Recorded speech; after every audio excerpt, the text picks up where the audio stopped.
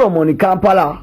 abadde ndabaka video kano nga ka trendinga nnyo banga katambula nnyo nga ali mu kutraininga gayo nno muddusu wa ddala atadduka emisinde egyo afe kye twandiise ekikumi ndowoozamuko alabamuko nga ba Usain Bolt ba Yohan Blake ababamanyi yes ba Tyson Gay yeno speed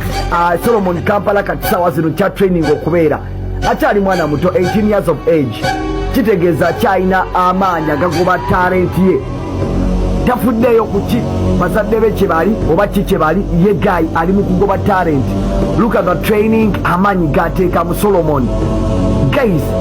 ndowoozako gye buvuddeko yamala okubanga yegatta ku mu ggwanga lya America ne yegatta ku American Enaku Zino American College gye yegattako eyo ya athletics kikulaga nti alabika omwana ono ayagala beera muddusi but speed agina quality azina jukira mune mu Dubai yagenda recently anavayo n'omudaali gwa bronze ekikulaga nti talent weeri eya speed eyoba ey'okudduka Solomon Kampala essaawa yonna tuyinza obba nga tumulaba ku billboard ng'akwatiridde abaddusi mu Uganda naddala abaddusi b'ekikumi ndowooza mu Uganda yadde terina nnyo baddusi ba 10 tubadde nnyo ne bano ab'omutwalo ogumu n'15,000 then ne marathon tene tunabafunayo muddusi wa 10 katulinde Solomon Kampala essaawa yonna tuyinza ogamba Olympics